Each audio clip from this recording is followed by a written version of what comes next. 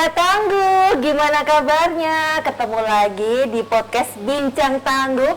Seperti biasa, ini ada Isya Dewi. Ini sebagai perwakilan Mimin Tangguh yang menyapa warga Tangguh semuanya. Kita buka dulu dengan salam kita. Salam Tangguh, siap siaga. Nah, saya tentunya bersama dengan Pak Nur seperti biasa. Pak Nur, gimana nih kabarnya? Alhamdulillah baik. Sehat. Ini kan baru sibuk. Ada kegiatan pekan itu Bapak nggak, resiko bencana itu nggak Bapak nggak? Ya, jadi bulan Oktober ini dicanangkan secara nasional menjadi bulan pekan resiko bencana. Kemarin penyelenggaraannya dipusatkan di Mojokerto, Jawa Timur. Oh, Bapak bolak-balik juga berarti? Ya, wira-wiri kemarin. Mumet buatan Alhamdulillah Pak. ada diizinkan Pak Wali. Wah, ini tentu kalau berbicara mengenai bagaimana supaya masyarakat juga siap untuk segera tangguh dengan apapun yang terjadi di kota Jakarta, ini berarti kita harus mikirnya ngundang siapa ini Pak Nur? Masa dengan saya ngobrolnya nanti ujung-ujungnya malah nggak penting, ini nanti warga Tangguh bingung Pak. Iya, jadi terkait dengan penanganan bencana ini kan kita harus kolaborasi Mas. Karena bencana itu kan tidak diskriminatif, bisa terjadi di mana-mana. Tidak membeda-bedakan tempat mana dan sebagainya. Kemudian penyelamatannya pun nomor satu kan harusnya diri sendiri, ya diri sendiri. Oleh karena itu kemampuan ataupun ketahanan masing-masing diri sendiri dan lingkungan harus bangun. Sehingga dalam penanganan ini kita harus terutama harus mengundang juga pembicaraan ini dengan para stakeholder yang ada. Betul sekali. Termasuk komandan kota Yogyakarta. Betul sekali nih warga Tangguh di Yogyakarta. Makanya sekarang ini saya Pak Nur sudah bersama dengan Wali Kota Jakarta yang paling ujung, lenggahnya di paling ujung. Di sela kesibukan beliau tadi pokoknya kita, Bapak pokoknya ini harus standby hari ini karena warga Tangguh sudah pengen banget mendengarkan nih kalau ada informasi-informasi dan nanti biar nggak chaos. Kadang kan kalau ada informasi kan malah bingung sendiri gara-gara viral ya Pak Nur ya. Nah warga Tangguh, kami sudah bersama dengan Wali Kota Jakarta Bapak Dr. Honoris Causa Dr. Hasto Wardoyo SPOGK. Bapak apa kabar Pak Hasto? Ya, Alhamdulillah sehat. Assalamualaikum warahmatullahi wabarakatuh. Waalaikumsalam warahmatullahi wabarakatuh. Asik. Luar biasa Bapak Kepala Dinas dari Bu Dewan ini. Ya. Ini lengkap ini. Ada juga dari Bapeda, dari stakeholder yang disampaikan Pak Nur sudah lengkap, ya tidak, ya legislatif. Saya pekerjaannya enak loh, karena Pak Wali Kota sudah menyebutkan narasumber yang lain loh. Terima kasih loh. Ya, nggak apa-apa, aku hostnya nggak apa-apa. Ini monggo Bapak bertanya. Saya juga menyapa, ini ada Budian juga, ini dari Komisi C juga rawuh bersama dengan kita, Ibu matur sekali. Sudah rawuh, siap juga nanti untuk bisa selaras kolaborasi bersama nggih? Siap Pak Isya. Oke, siap. Dan di sampingnya Budian kami juga bersama dengan Ibu Irin, ini Kepala Bidang Infrastruktur dan Pengembangan Wilayah Bapeda Kota Jakarta. Ya, kabarnya baik juga nggak Ibu? Baik. Tetap tangguh Ibu? Insya Allah. Iya, ini padahal hujan loh ya, harus tangguh. Iya, ini Pak Nur, ini kan kalau mumpung ada komandannya ya kan, berarti kita tanya ke komandan dulu nih. Oh, boleh. Menuju Jogja yang tangguh bencana, itu seperti apa toh konsepnya sebenarnya Pak Wali? Ya, namanya tangguh itu kan punya daya tahan yang bagus ya. Jadi punya daya tahan yang bagus itu ya kalau saya sebagai dokter itu menerjemahkan dia bisa mencegah ya, karena punya daya tahan. Daya tahan mencegah terjadinya bencana. Ya. Ya, kalau misalnya nih ya, misal ada banjir itu. Nah, kita tangguh karena semua selokan-selokan, semua sungai bersih, tidak ada sumbatan-sumbatan. Nah, itu berarti tangguh mencegah banjir. Gitu. Nah, makanya bencana itu ada yang bisa dicegah, ada yang sulit dicegah. Tadi saya tanya sama Pak Nur, kalau bisa cegah puting beliung, nggak bisa lah. Sulit. Tapi cegah hujan kadang-kadang masih bisa dialihkan. Makanya mencegah itu bagian punya kemampuan dalam mencegah itu terjadinya bencana, itu tangguh. Kemudian yang kedua juga mestinya punya kesigapan respon time yang cepat ketika terjadi bencana. Responsif, cepat Ya, tanggap, responsif. ngaten nggih. Misal di sini tuh, ini Pak Dinas, Pak Nur itu punya namanya early warning system. Iya. Begitu air sungai naik sampai batas tertentu, sirenenya bergoyang, gitu. Nah, kemudian akhirnya kita cepat. Ya, itu kan responsif juga. Oke. Dan bisa ngatasi. Ya. Ya, Responsif tapi orang atasi kan juga nggak ada gunanya kan. Ya, sama aja ya, Pak. Banjir tapi ya wes banjir. Kan harus sikap, bisa langsung bertindak, mencegah. Aksi. Ya, ini ya ada atensi yang cukup. Ini early warning sistemnya jalan. Setelah terjadi bencana dia respon time-nya bagus dan kemudian bisa mengatasi. Nah, kemudian setelah itu juga pasca bencananya bisa mengatasi. Betul. Contoh misalnya paling dulu ada rumah yang roboh gitu. Nah, bagaimana Jogja bisa atasi rumah roboh dalam waktu singkat cepat bisa enggak? Itu ternyata kita bisa. Ya. Tidak nunggu APBD APBN ini. Ya kemarin di Iya, Pengol itu Iya. di Pengol itu ada itu yang rumahnya roboh betul-betul rata itu, udah tahu karena apa itu, karena Iya. angin juga kemana. Beda rumah ya. Tidak usah nunggu APBD APBN, langsung kita datang ke sana, gotong royongnya cuma 10 juta tapi lingkungannya udah iuran semua, udah bantingan ya istilahnya apa ya, ya iuran ya dia kemanusiaan udah jadi. Niku semangat gotong royong ya Pak Wali, gotong royong. Gotong royong itu menjadi tangguh juga kita. Kearifan lokal ya. Kearifan lokal itu. Betul. Jadi nggak nunggu Modal apa sosial. ya APBD. Ya. Coba kalau ada wilayah yang nggak tangguh kan kena bencana terus anggarkan dulu gitu kan ke tempat dewan ini kesuwen gitu. Kesuwen. Nah, kalau kita enggak, gitu. Kalau kita enggak sekarang roboh minggu depan kita selesaikan. Iya, nggih. Nah, itu pasca bencananya kita bisa Ya. mengatasi itu. Ya. Termasuk manusianya ketika ada masalah rumahnya roboh, dia mau tinggal di mana kita gotong royong, kita diatasi lah tinggal di mana itu teratasi. Iya. Itu kekuatan dari gotong royong, jadi terbiasa untuk Ya, bangkit betul. lagi bersama-sama ngaten ya Bapak nggih. Betul, ya betul. Ya. Dan di kota ini ya BPBD di bawah Pak Nur dan juga ada Bapeda didukung oleh Pujian ini kan penganggaran ya insya Allah tidak kurang. Alhamdulillah. Biar baik hati. Iya, suka traktor tadi nawan habis ini mau makan soto apa Mbak gitu. Boleh Bu. Nah, tapi jangan ditraktir. Habis ini mau bencana. Jangan. Jangan ditraktir bencana. Jangan.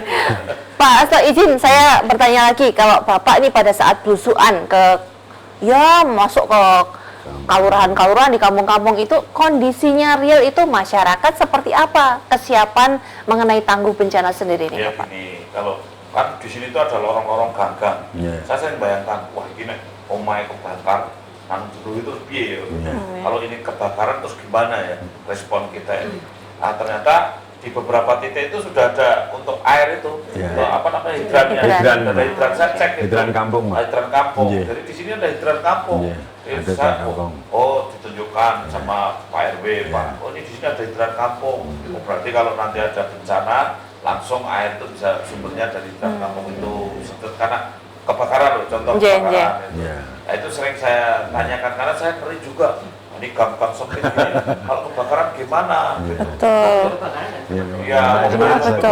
pemadam nggak bisa masuk. Itu Iya. yang paling penting diperhatikan. Hidran kampung. Kemudian juga ternyata Jalur evakuasi, Pak. jalur evakuasi itu penting. Kemudian saya cek ternyata punya fasilitas juga. Iya. Kemarin ada TOSA itu yang TOSA, dari roda 3. roda 3 Iya, Kampung Tangguh Bencana, KTB Pak. KTB, Kampung nggih. Tangguh Bencana itu. Roda 3. Itu ternyata punya roda 3 untuk evakuasi. Iya. Kalau butuhkan apa itu ada. Iya. Nah sekarang ini kita tambah lagi, kita itu ada tim reaksi cepat Mas Jos. Mas Mas Jos. Jos, Masyarakat betul. Jogja, Olah sampah. Itu Oke. kalau telepon aja mau buang kasur langsung Betul, kita betul, datang, Iya. cepat gitu. Kalau mau Iya. buang kasur monggo lho, silakan. Sampai kasur aja diurusi ya Pak? Kasur aja kita urusi. Sampai kasur aja. Iya. Sampai kasur aja diurusi, apalagi kamu warga tangguh. Nah, ini lebih banget ya. Loh katanya biar santai toh Pak. Iya. Tapi itu berarti kalau Bapak melihat Bapak kan melihat ada temuan kondisi seperti ini, semua sudah terkondisikan ya berarti nggih? Saya lihat hampir 80% terkesiap, ya, hampir terkesiap kalau seandainya ada bencana. Karena saya tadi early warning sistemnya jalan, kemudian gotong royongnya jalan. Gotong royongnya jalan. Suatu saat ya kita itu ada daerah yang banjir, Nggih. dan ini rumahnya roboh, Nggih. itu kemudian harus menggali gorong-gorong itu. Ini kan anggaran dari pemerintah belum tentu langsung cepat. Iya. Ternyata itu sudah digali duluan sama warga itu. Karena gotong royong ada yang nyumbang alat berat, ada yang nyumbang alat berat itu. Iya. Iya, nyumbang alat berat, namanya nyumbang minjami gitu. Iya. Minjamnya alat berat. Saya tuh, waduh, ternyata juga saya itu. Iya. Ya, warga itu sudah cari pinjaman alat berat, digali, saya airnya sudah tidak mengenangi warga lagi. Itu kayak gitu tuh terjadi di kota. Sebetulnya dulu bayangan saya sebelum saya itu di kota ini, wah di kota ini berangkat gotong royong. Ternyata tidak. Ternyata, ternyata tidak. Keren ternyata. Kepala-kepala kampung itu tanggung jawab. Kepala kampung, awas loh kamu kalau itu langsung dia. Akhirnya kepala dinas juga disuruh, Pak. Oh, iya. Namanya kepala dinas ini kita bagi sekarang kepala dinas itu supaya resep di kampung satu kepala dinas itu 1-2 kelurahan ya Pak. Iya, Pak. Tanggung jawab itu. Pengampuan. Mengampu. Semua kepala dinas tak bagi. Semua jadi kepala kampung juga. Jangan aja jadi kepala dinas. Betul, harus tetap aktif juga di kampung seperti apa gitu ya, warga tangguh ya. Biar tahu kondisi realnya seperti apa, ngaten ya Pak Nur ya. Siap. nggih. Siap. Nih saya geser ke Budian dulu. Kalau tadi kan Pak Wali menyampaikan ini bisa dikatakan 80% itu sudah kondusif semuanya gitu. Kalau fasilitasi dari Dewan seperti apa menikah? Wah, sregep banget ini.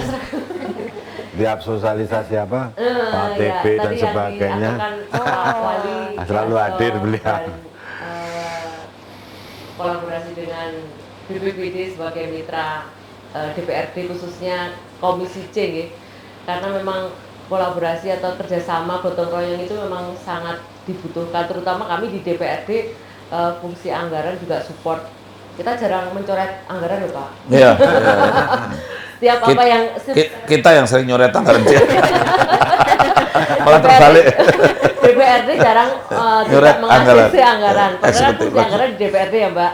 Tapi yang jelas bagaimana ini mewujudkan kota Yogyakarta yang tangguh, tangguh bencana terutama karena memang pemerintah itu eksekutif legislatif. Kami hadir di sini bersama-sama Pak Wali dan BPBD khususnya untuk mewujudkan hal tersebut, bagaimana warga kota Yogyakarta khususnya tadi mitigasi terkait bencana di wilayah kota Yogyakarta yang tadi diaturkan Pak Wali supaya tidak terjadi ini. Early warningnya sangat-sangat harus di tingkat care ya, care-nya terhadap kewilayahan sangat-sangat harus diperhatikan. Kepeduliannya ya Pak semangat Nur, gotong royong. semangat gotong royong. Pak Wali aja tadi sanksi gitu. Kita warga kota iso ora Jebulane, luar biasa. Buahnya puyeng. Gelem. Ya. Elok. Kok gelem ra gelem pripun to Pak Nur? Ini memang asli kekuatan kita loh Bapak. Loh iya, memang satu hal yang menjadi semangat kami juga para BPBD dan relawan tuh potensi gotong royong di Jogja itu sangat tinggi sekali. Betul sekali. Dan memberikan semangat tersendiri untuk bekerja di bidang penyelamatan itu. Betul sekali. Jadi apalagi kota Jogja ini dengan luas 32 km, penduduknya juga kurang lebih 500.000, 400-500.000 itu yang asli penduduk Jogja. Belum kalau siang hari menikah Pak Ye. Ya, 200.000. yang kos Pak, banyak tuh. Kemudian Yang kontrak yang demografinya, kos. kemudian geografinya, jalannya sempit-sempit dan sebagainya itu. Jadi di Jogja itu informasi itu cepat sekali. Kemudian terbangunnya gotong royong itu sangat tinggi sekali karena apa ya, situasi kedekatan emosional itu per kampung itu kan sangat tinggi sekali. Jadi kami membangun kapasitas wilayah itu bukan tingkat kelurahan saja, tapi turun sampai tingkat kampung. Se-Indonesia itu yang membangun FPRB itu tingkat kampung hanya di kota Jogja menikah. Di lain-lain nggak ada. Karena kita memandang kampung itu institusi lembaga sosial yang punya emosional psikologis yang sangat erat sekali.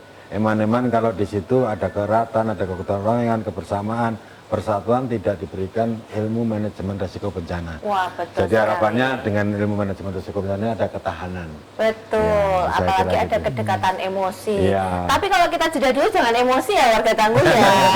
Kita mau bentar aja kok ya. Ini mau ngeliat-ngeliat dulu. Nanti kita akan kembali Tangguh lagi menyapa warga Tangguh dalam podcast Bincang Tangguh. Jangan kemana-mana.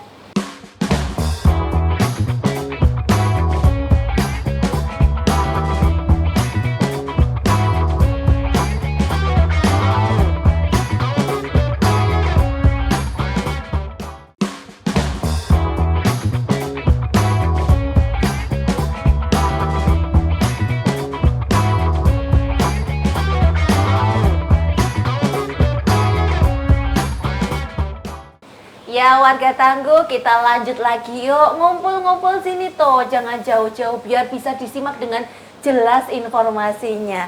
Ada saya Cedewi, ada Pak Nur juga yang mendampingi dan juga ada ketiga narasumber kita masih bersama dengan Wali Kota Yogyakarta, Dr. Honoris Causa Dr. Hasto Wardoyo SPOGK. Dan kita juga bersama dengan Ibu Dian Novitasari, Komisi C DPRD Kota Yogyakarta, dan yang tadi belum banyak kita ajak ngobrol, ini beliau ada Ibu Siti Nursanti Iriani, ST Master of Engineering, Kepala Bidang Infrastruktur dan Pengembangan Wilayah, ini dari Bapeda Kota Yogyakarta ya warga Tangguh ya. Pak Nur tadi nggak emosi kan, saya jeda dulu. Enggak. Kalau deket-deket gini nih emosinya lain ya, Mbak. Pak dokter gimana? Saya malah takut ini ya warga Tangguh ya. Pak Nur kan masih muda, jadi pandangan hidup, memandang aja udah hidup. Kalau saya udah tua ya perjuangan hidup. Iya. Yang penting tetap tangguh. Yang penting Tangguh. Berbicara mengenai pandangan tetap hidup ini Pak Wali. Iya, Ya. iya. Ini kan kalau Bapak kan kalau pas belusuan itu kan ya bisa dikatakan tadi kan Pak Nur menyampaikan juga kondisinya Kota Yogyakarta itu juga banyak gang-gang sempit, jalannya sempit, banyak yang kos juga nih Bapak. Ya, ya. banyak, Kak. Jadi kalau Bapak itu kalau misalnya kalau belusuan itu kemana aja Pak, sampai ke yang masyarakat yang di tepi sungai juga gitu? Iya. Apa termasuk juga masuk ke sungai juga atau Oh, gimana? jelas. Ya Paling kan seneng di sungai, Pak. ada obyeknya. Obyeknya itu satu, kalau bedah rumah berarti obyeknya warga yang rumahnya sangat tidak layak huni. Dan pada umumnya dia pasti di gang-gang sempit itu. Tidak ada bedah rumah di pinggir mall itu kan tidak ada. Ya. Dekat jalan besar pasti di gang sempit, di pelosok, di kampung. Ya, kemudian obyeknya ada sungai. Karena kita harus bersih-bersih sungai. Sehingga kita harus menelusuri sungai. Tiap hari Minggu itu kita bagaimana ini sungainya banyak sampah lagi, banyak sampah enggak itu. Sehingga kemarin kita hari Minggu kemarin itu kita ngempuri apa itu keramba-keramba itu. Karena keramba ini kan sering membuat kemudian banjir juga tuh karena meluap karena sumbatan sampah nyangkut di situ. Sehingga keramba itu kita bongkari, ternyata kerambanya dari beton gitu. Wah, terus ada kandang kambing juga, kambingnya saya bubarkan juga. Jadi pada hari Minggu itu kita bubarkan kambing, pitik, bebek itu tambah itu. Padahal sungai ya Pak ya? Sungai untuk pelihara kambing, Saking pelihara kreatifnya ya. Ya, saya kreatif. Saya bubarkan semua. Tapi nggak bener nggih Bapak nggih. Kenapa?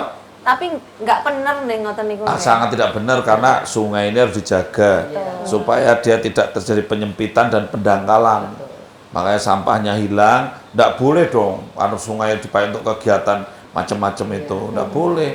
Nanti kalau pas banjir pasti akhirnya meluap ke warga dan kotor airnya karena coba pelihara kambing, pelihara ayam itu tainya dinikmati yang hilirnya.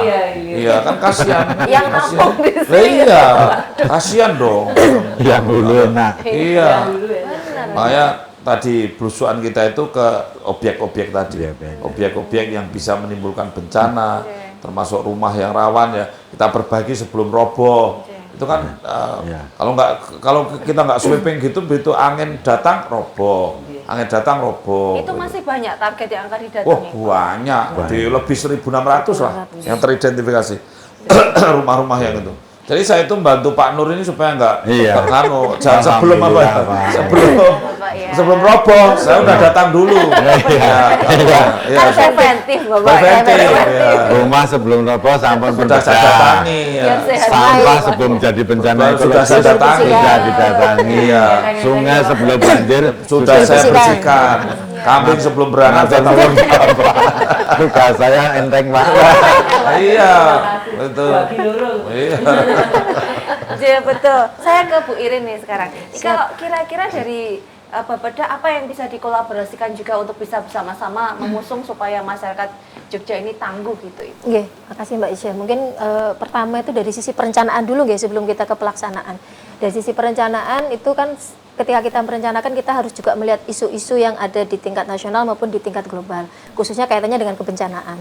Kalau di tingkat nasional kan ada Undang-Undang Nomor 24 nggih Pak Nur, Nomor 24 tahun 2007 kaitannya dengan penanggulangan bencana. Kemudian ada juga PP Nomor 21 tahun 2007 kaitannya dengan penyelenggaraan penanggulangan bencana.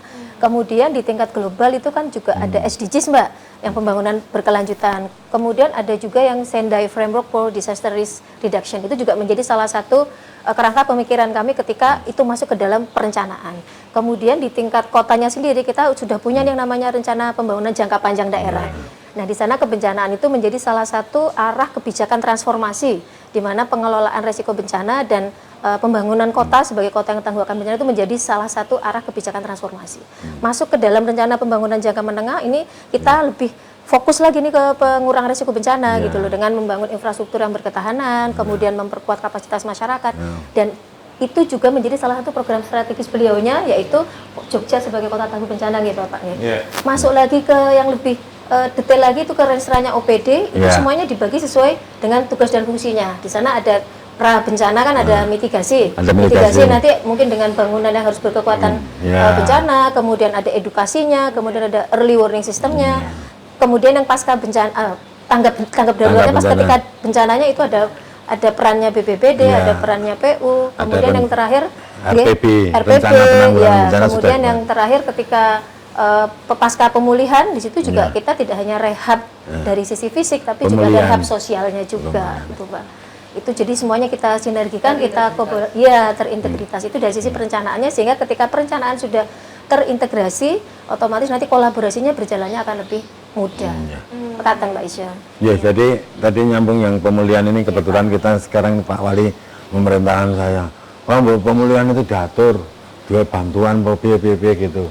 Lah kami sudah mengajukan draft ya Pak, terkait dengan perwal pemulihan, itu yang kemarin sudah ajukan Bapak Tirta Pasto, kemarin sudah dibahas, itu tadi ada pemulihan, intinya segera kalau ada rumah roboh, segera ditangani secara cepat dan tepat, rasa nunggu suwe-suwe dan sebagainya, itu ada aturannya tersendiri, sudah diatur Pak. Nanti tinggal kita melaksanakan. Terima kasih Pak. Jadi Pak Wali, ini mungkin warga tangguh perlu juga diberikan mungkin semangat dari Bapak secara langsung ngaten, biar kita bisa sama-sama guyup bareng-bareng, saling menjaga ngaten ya Pak Nur, kondisi yang ada, dan saling mengingatkan juga. Contohnya tadi sampai ada yang bangun sampai ada kambing di atas sungai dan semuanya ada keramba, itu biar kita bisa sama-sama menjaga Jogja ini menjadi tangguh. Gimana nih, monggo bisa diberikan himbauan? Ya, ini warga tangguh ya. Tadi udah kita sadar betul bahwa kita itu harus punya daya tahan, punya respon cepat, dan rehab rekonnya juga cepat gitu ya. Tapi kita juga harus berpikir bahwa bencana itu kan banyak macamnya. Jadi makanya sering yang namanya disaster itu kan kadang-kadang ada yang kita tetapkan sebagai katakanlah ini ada wabah misalnya begitu, itu kan juga bagian dari bencana ya. Jadi kemudian kita ada kejadian KLB, kejadian luar biasa itu. Jadi kita harus berpikir agak luas sedikit mencikapi disaster ini, jangan hanya berpikir secara fisikal ya. Karena suatu saat kita ada bencana-bencana yang tidak kasat mata, tidak kelihatan. Contohnya misalkan, orang diare banyak gitu. Ternyata itu karena sumurnya tidak bersih, karena jambannya terlalu dekat dengan sumur, itu kan bisa terjadi bencana ini, kontaminasi, karena kita banyak yang masih menggunakan air sumurnya itu rembesan dari sungai, ternyata sungai yang di hulu ada E. coli, Escherichia coli, bakteri yang bocor dari WC misalnya gitu kan.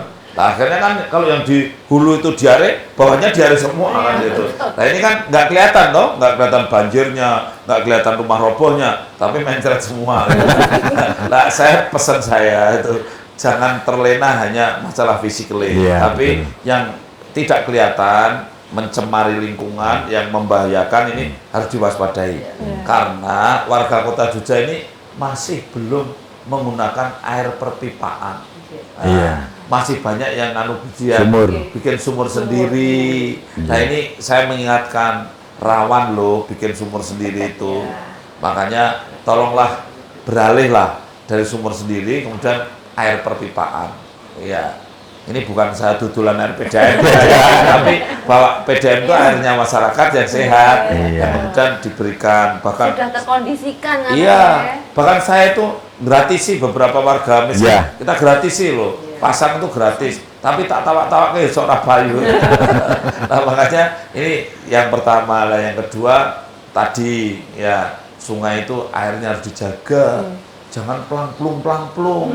Sekarang ini kan kalau siang itu bagus, bersih gitu. Saya kadang-kadang tanya Pak RW, ini bersih ya? Iya Pak, jam 4 sore bersih. Tapi Bapak kalau kesini jam maghrib, nanti jangan kaget ya Pak.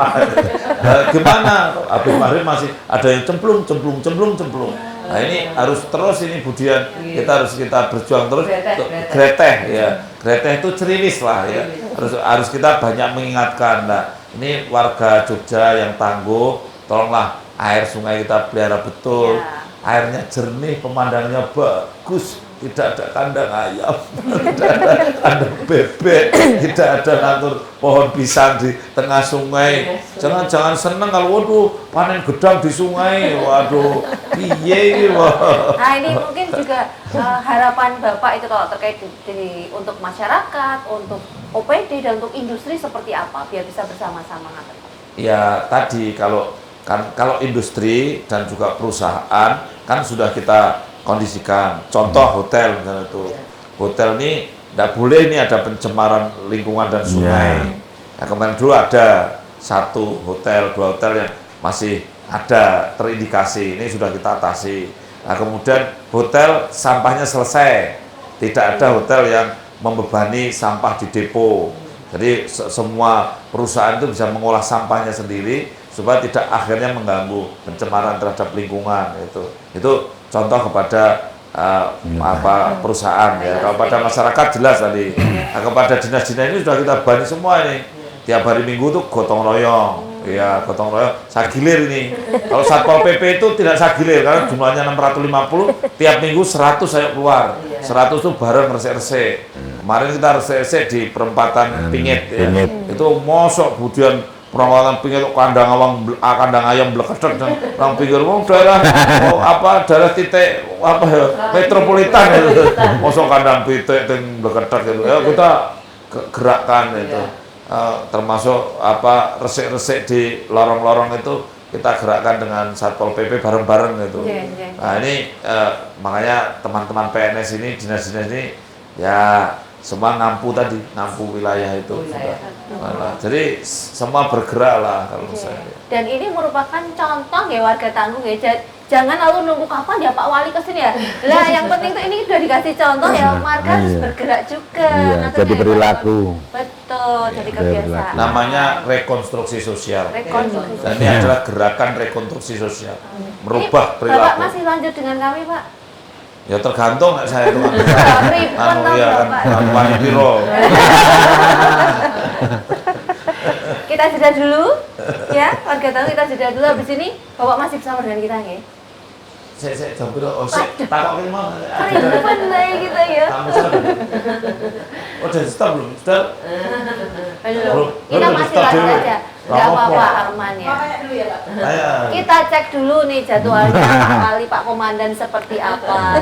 Pak Nur ini kalau ini kan rutin tadi kan Pak Wali kan mengadakan kegiatan setiap minggu ini semuanya memberi contoh kepada warga masyarakat.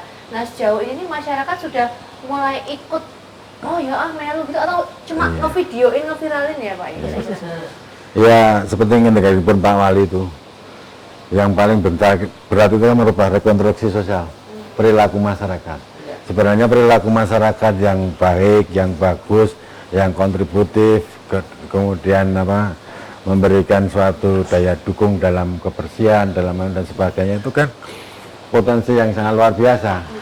Karena setiap orang tidak melakukan buang sampah gitu saja, itu semuanya juga akan selesai masalahnya. Misalnya tidak buang sampah sembarangan maksudnya. Ya, kan gitu. Jadi perilaku menjadi tantangan utama dalam kegiatan upaya pencegahan penanggulangan ini, termasuk dalam responsibilitas kebencanaan ini. Perilaku responsibilitas masyarakat terhadap bencana ini menjadi suatu kunci dalam rangka penyelamatan setiap individu masyarakat. Kita sampai pada kunci dulu ya warga Tangguh ya. Ini mau tak kunci, soalnya Pak Wali malah mau tindak ini loh ya. Ku tak kunci dulu, tak buang kuncinya hilang gitu. Ya, tapi matur nuwun sangat Bapak sudah bersama dengan kami dan warga Tangguh. Nanti jangan dicari ya, ini Pak Wali ya, setelah ini karena masih banyak kegiatan beliau ini mungkin mau masuk ke sungai yang lagi.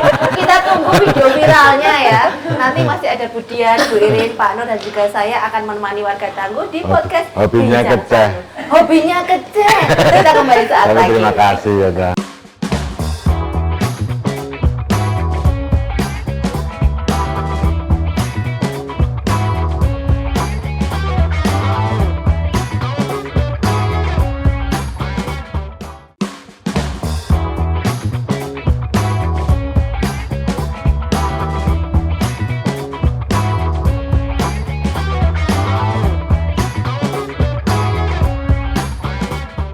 Nah, kembali lagi ya warga Tangguh ya. Gimana Budian, Bu Irin, Pak Nur? Adem, Tadi Mbak. mie instan buatan saya enak kan?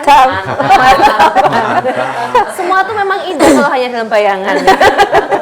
Kalau kenyataan kadang suka kok nggak sesuai. Tapi gimana caranya kita bisa mengkondisikan ini Yogyakarta ini nyaman buat semuanya dan kita bisa sama-sama berdaya ya Pak Nur ya. Iya. Walaupun ini Pak Komandan ini sudah melanjutkan aktivitas berikutnya, Pak Wali sudah jengkar ke kegiatan berikutnya, tapi kita masih akan lanjut ngobrol bersama dalam podcast Bincang Tangguh ya warga Jogja. Nah, saya ke Pak Nur lagi nih. Pak, kalau terkait dengan BPBD ini ada program unggulan mboten sih Bapak ini untuk bisa memperkuat kesiapsiagaan masyarakat supaya tangguh ngaten Pak. Iya. Jadi terkait dengan program dan kegiatan BPBD sesungguhnya suatu urusan yang wajib dilaksanakan. Namun demikian juga kita memprioritaskan program-program unggulan yang menjadi unggulan dari BPBD Kota Jakarta. Ini berkat dari Bapeda juga dan dukungan dari DPRD juga. Ini kita keunggulannya dalam hal kesiapsiagaan. Siapsiagaan ya. Yang meliputi nanti peningkatan kapasitas masyarakat itu dengan pembentukan kelembagaan. Jadi ada 169 kampung sudah kita bentuk. Alhamdulillah sudah selesai tahun ini ya Budiannya. Kemudian kita sudah membentuk forum KTP 14 kementerian itu sudah kita bentuk. Kemudian FPRB juga sudah kita bentuk tahun ini. Alhamdulillah semuanya kelembagaan dari tingkat kampung, kelurahan, kementerian, kota itu sudah terbentuk. Kemudian unggulan yang kedua kita dalam hal peringatan dini. Peringatan dini ini kita juga didukung oleh teman-teman Dewan dan juga Bapeda itu untuk diutamakan. Ini karena kita peringatan dini ini dalam pengadaan peralatan EWS yang ada di 3 sungai. Dulu kita hanya 17 EWS, sekarang tahun ini kita jadi 26 EWS dan otomatis dijaga itu. Kemudian yang lain kita sekarang ini menyatu program unggulan yang akan kita hadirkan nanti. Ini sudah kita mulai bersama dengan Kominfo. Ini membuat SIM PB, SIM peta bencana. Nah, jadi harapan kami nanti ada satu data dalam pemetaan kebencanaan ini sehingga nanti tidak simpang siur data yang ada dan bisa diakses oleh semua pihak. Dan ini sangat penting sehingga semua pihak nanti dengan akses data yang ada itu bisa menjalankan peran sesuai dengan hal kebencanaan yang mungkin dihadapinya ya. Jadi ada 3 hal itu. Jadi yang pertama adalah kelembagaan, kelembagaan, KTP, FKTP, kemudian FRB, kemudian peringatan dini, itu EWS, kemudian satu data tadi. Ya, SIM PB tadi. SIM PP Ya. ada satu data, ada 3 itu ya, Iya. yang menjadi program unggulan. Budian ini kan kalau yang disampaikan Pak Nur ini kan ada 3 program unggulan. Kalau dari Dewan sendiri menilai apakah itu sudah sesuai dengan apa yang real dibutuhkan oleh masyarakat, ngaten, atau sebenarnya kalau dalam penerapan tadi kan dari yang paling kecil ya Bapak, kampung Iya, itu kampung.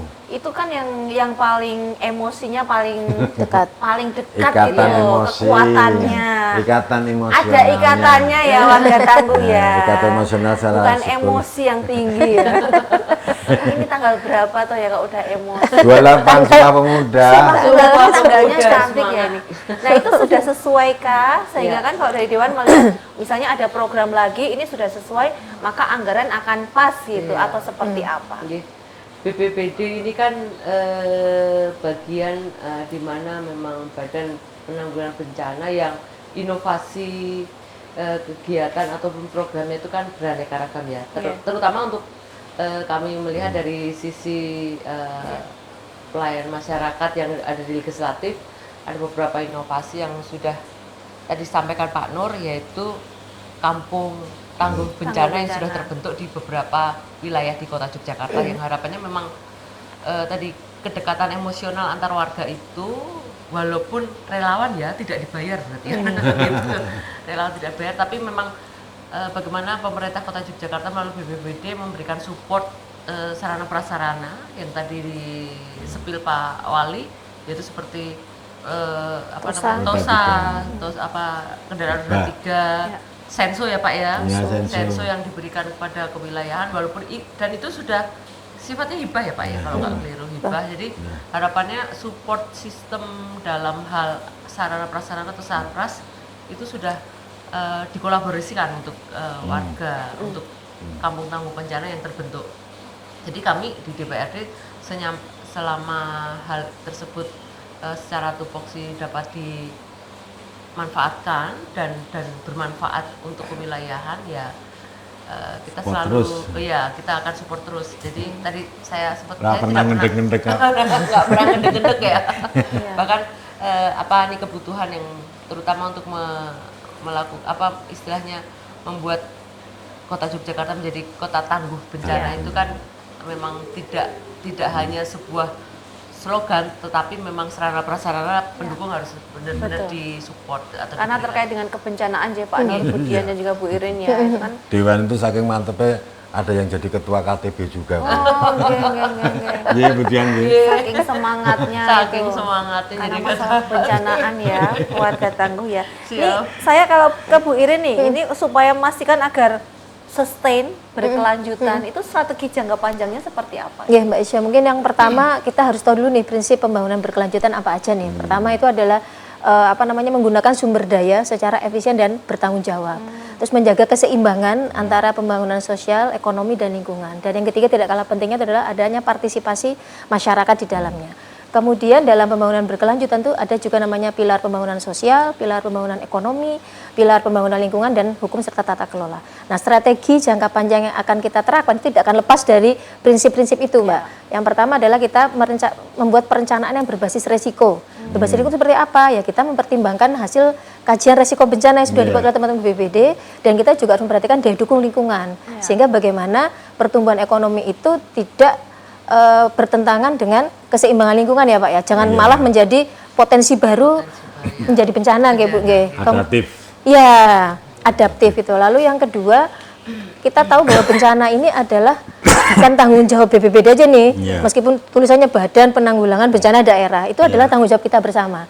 Makanya di sini adalah sinkronisasi lintas sektor itu menjadi sesuatu yang harus kita kedepankan. Jadi bagaimana BPBD nanti mungkin dia pas bencananya, kemudian pas pra bencananya seperti apa, masa pemulihan rehab rekonya juga seperti apa. Di sana kita kedepankan sinkronisasi lintas sektor. Dan yang ketiga, yang tidak kalah pentingnya adalah penguatan kapasitas. Tidak hanya masyarakatnya yang kita kuatkan dengan tadi beberapa program unggulan, ada KTB, ada macam-macam. Tapi saya kira kapasitas pemerintah juga harus kita kuatkan, nggih Bapak nggih. Kemudian kolaborasi, dan jangan lupa Mbak, inklusi. Inklusi itu semuanya harus ikut terlibat untuk menciptakan sebuah sinergi bersama-sama. Itu menurut saya strategi jangka panjang yang bisa membuat Jogja Kota Tangguh tetap sustain, seperti itu. Itu kan kompleks sekali ya Pak. Iya, kompleks iya, sekali. betul. Harus Memang keroyokan harus lah. Keroyokan, ya, leres. kolaborasi. Iya, kata kuncinya itu. Bencana era milih-milih ya Mbak. Iya, Seperti itu. tidak milih-milih. Nggak bisa yang ini udah siap, dia udah Iya. ikut pelatihan, udah paham mitigasi, nggak bisa dia yang dapat ngatur mboten saged ya Pak. Enggak gampang. Niat cap cip cup. Yang jelas itu terus tidak mau pelatihan lagi. Karena setelah pelatihan terus dapat bencana kan pada nggak mau. Malah takut ya warga tangguh. Iya betul. Ya baik, ini warga tangguh kita masih ada segmen berikutnya. Jangan kemana-mana, nanti kami akan kembali lagi untuk Anda. Tapi habis jeda dulu sebentar ya. Kami kembali saat lagi.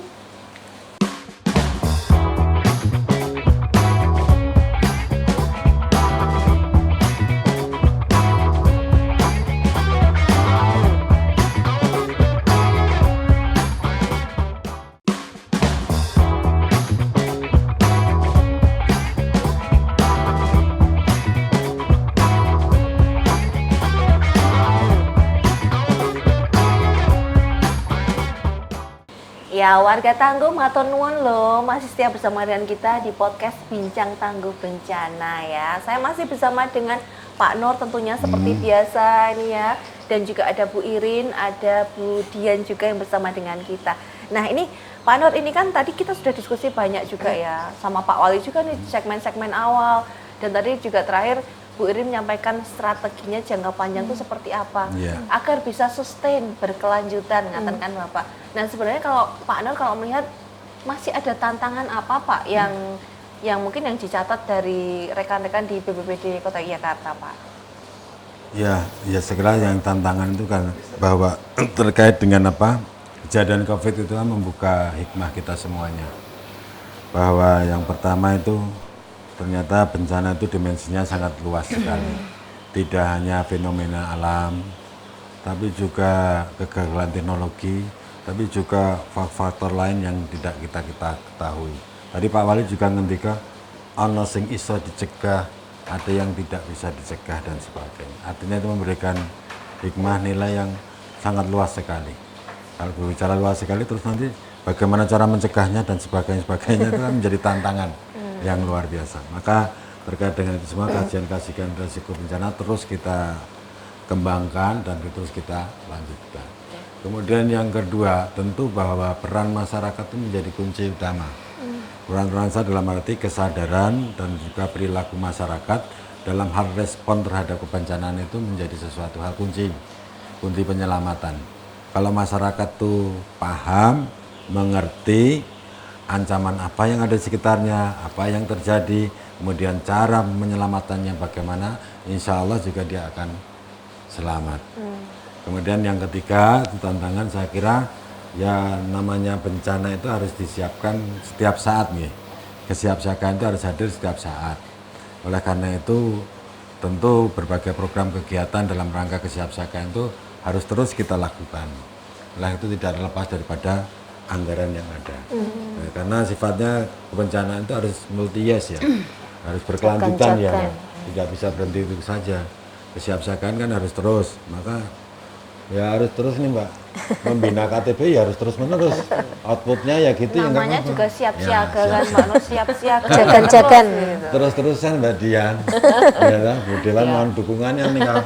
Jadi anggaran kebencanaan itu lain dan yang lain ya. Karena ini harus disiagakan terus menerus. Kalau tidak disiagakan ya percuma nanti harus Artinya, saya di pusat kan juga ada pooling fund itu loh Pak, pooling fund bencana. Jadi pusat juga mau menginisiasi kayak ada dana khusus untuk kebencanaan yang ya dana kedaruratan khusus yang mungkin mengambilnya itu lebih mudah daripada kalau kayak PTT seperti itu. Ada inisiasi seperti itu ya Bu Dian Ge? Itu tantangan dari anggaran ya salah satunya itu. Nanti dari pusat juga ada program-program istilahnya itu kayak BTT dan sebagainya rekan sendiri. Tapi juga kita juga harus kolaborasi dengan pentahelik yang ada saya kira. Pentahelik yang ada dunia usaha, ada akademisi dan sebagainya. Ini harus dibangun kerjasama ini supaya nanti dalam hal penganggaran dan sebagainya ini bisa terbantukan. Misalnya dunia usaha ada CSR, akademisi juga bisa memberikan suatu ilmunya. Itu saya kira dengan pertimbangan-pertimbangan seperti itu nanti persoalan anggaran nanti juga bisa tercukupi. Nah ini untuk menjawab tantangan ini ada program-program yang berlangsung di waktu dekat ini buatan Pak? Ya saya kira kalau terkait dengan yang apa tadi apa tantangannya terkait dengan apa bencana itu tadi dimensinya sangat luas dan sebagainya, kita terus mengembangkan nama kajian risiko terus. Jadi dokumen risiko bencana sudah kita buat, kita review terus 2 tahun sekali. Kemudian kalau terkait dengan tantangannya perilaku masyarakat ya terus menerus mohon izin Bu Dewan nanti dibantu peningkatan kapasitasnya masyarakat ini. Ya kan masyarakat juga dinamis, demografinya tambah, yang cilik jadi gede, yang gede jadi cilik. Kemudian tadi apa tadi Bu Iren tadi bilang apa orang diskriminatif tadi Pak, inklusif. Jadi semuanya harus terlibat. Ada orang tua, ada semua terlibat, Anak, ada gender, ada difabel, ada ini kan semuanya juga. Besok mau ada deklarasi tuh Pak. Mau ada deklarasi tuh besok. Iya, besok Terus kita ada akan deklarasi. deklarasi juga. Jadi deklarasi itu bagian dari puncak kegiatan PRB. Jadi puncak kegiatan PRB tahun ini kita akan mengadakan berbagai kegiatan bersama dengan Dewan. Kemarin juga sudah review KTB, dan 15 KTB. Kemudian kita juga melaksanakan SPAB. Kemudian kita juga melakukan podcast ini. Kemudian kita juga melaksanakan uji leveling system. Kemudian nanti puncaknya di tanggal 30 hari Kamis besok kita deklarasi Jogja Tangguh. Nanti melibatkan Forkominda, dunia usaha dan Kadin juga, akademisi juga dan Dewan juga, semuanya nanti berkumpul di situ. Kita membuat komitmen bersama menjaga membuat Jogja menuju Jogja Tangguh. Ya bukan Jogja Tangguh. Kalau Jogja Tangguh kan itu apa-apa wis ana, apa-apa wis kuat. Ini kenyataannya kita kan menuju itu berarti ada sesuatu yang kurang, sesuatu yang harus kita siapkan terus. Terus yang terutama kolaborasi kita dengan Dewan, dengan Forkominda, dengan polisi, TNI, kemudian dengan stakeholder yang lain itu harus kita bangun. Bangun dalam arti nanti kalau terjadi suatu kebencanaan atau bahaya kesiapsiagaan itu dia bisa melakukan secara mandiri itu. Wah ini pas sekali ternyata ya warga Tangguh ya, ini akan ada deklarasi menuju Jogja Tangguh. Sebenarnya kalau makna Tangguh itu apa sih Bu Irin? Kalau menurut kami resilience, Tangguh itu tidak hanya mampu bertahan terhadap kemungkinan yang datang dan kemungkinan terburuk, tidak hanya kita mampu adaptif, tapi yang paling penting adalah kita bisa pulih lebih baik. Kuncinya itu pulih lebih baik, jangan satu jadi satu lagi, tapi mungkin satu jadi dua. Artinya itu building back better. Pulih lebih baik itu menjadi salah satu kata kunci yang paling penting. Selain mampu bertahan, kita harus bisa pulih lebih baik. Seperti itu, versi yang lebih kuat lah. Iya, seperti itu. Jangan sama gitu, harus lebih kuat karena kemungkinan kedepannya bencana yang akan di depan kita mungkin lebih besar lagi atau lebih macam-macam lagi. Contohnya COVID, mungkin kita tidak pernah membayangkan bakalan ada COVID ya Bu. Ternyata ada gitu loh. Nah, di situ kita lihat adaptasi kita terhadap COVID kan malah menimbulkan banyak inovasi ya Pak. Itu mungkin maksudnya salah satunya adalah kita bisa pulih lebih baik itu adalah bahwa kejadian bencana bisa menjadi salah satu pintu atau kunci untuk membuka pintu menuju inovasi yang lebih baik lagi. Seperti itu mungkin Mbak Aisyah. Ada yang mau ditanggapi mungkin Pak Nur dari Bu Irin tadi? Ya jadi ya Tangguh itu ya artinya juga tadi seperti itu, kita siap siaga ya toh, bisa mengatasi keadaan yang ada. Artinya yang nomor satu itu manajemen risiko harus hadir di situ. Jadi bagaimana ben ora korbane ke oke, syukur-syukur ono korban kan itu toh. Kemudian kalau setelah terjadi bencana bagaimana bisa pulih kembali, bisa bangkit lagi. Nah ini untuk para generasi muda ini Bu Dian ya, apa ini mungkin ada himbauan juga dari Ibu para generasi muda ini warga Tangguh ini biar bisa siap sedia nyengkuyung bersama-sama. Oke. Gen Z ya. Gen Z yang merajai sekarang, generasi sekarang ya. Hampir 50% lebih lah sekarang Gen Z ini menjadi bagian dari generasi peradaban yang ke depan. Harapannya generasi muda juga secara kondisi dan beberapa karakter juga harus care terhadap lingkungan, terutama terkait kebersihan, karena tangguh tadi bukan hanya untuk bencana tapi preventif, bagaimana itu menanggulangi. Ada beberapa kehidupan bertetangga, apalagi di kota Yogyakarta juga kondisinya juga padat penduduk ya, tidak boleh cuek. Karena anak-anak sekarang itu kan cuek-cuek. Secara apa ya istilahnya, kalau orang Jawa bilang tepo selilor itu masih agak-agak kurang nih. Tepo selilor aja sembrono. Masalah bencana. Ada lanjutannya. Jadi harapannya ya generasi muda, khususnya anak-anak muda yang ada di kota Yogyakarta, baik itu warga asli ataupun warga pendatang, anak-anak kos juga sama-sama menjaga kewilayahan dari wilayah yang di tempat tinggali, bahkan sampai wilayah kota Yogyakarta untuk bisa benar-benar Jogja menuju tangguh bencana. Ya, betul ya. Jadi siap buat besok tanggal 30 nggih, Pak Nur nggih? Siap. Ya, jadi yang penting pesan pada warga masyarakat kita semua itu yo kenali ancamannya. Pahami resikonya. Kedua, selamatkan jiwa. Selamatkan jiwanya ya. Konsen krisisnya harus Tingkatkan. harus ditingkatkan. Awareness ya. Ini ya warga tangguh ya. Kehidupan Karena masalah bencana itu aja sembrono, terutama di medsos ya Budian ya. Itu aja wah kan apa, marai panik nanti dan sebagainya. Ya berbicara bencana itu jangan sembarangan. Jangan dibuat guyon, jangan buat canda, karena menyangkut keselamatan. Ya, betul. Ya. Terkait keselamatan jangan dipakai bencana nggih warga tangguh. Yang penting kita bersama-sama menuju juga tangguh bencana. Mau keselamatan tidak dipakai bencana.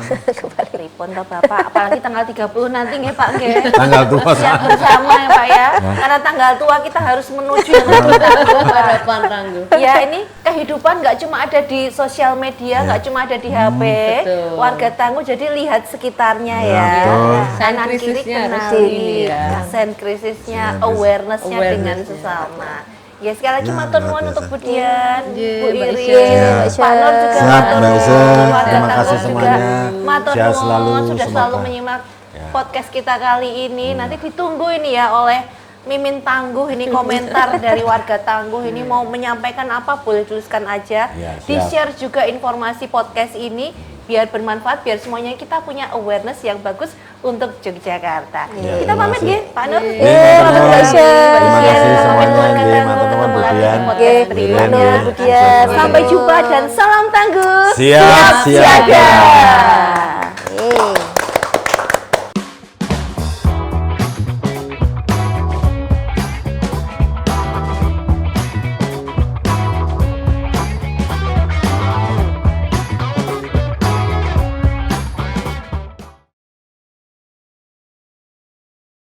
Mari kita menuju Jogja yang tangguh bencana dan bersama wujudkan kota yang siaga, tanggap dan tangguh.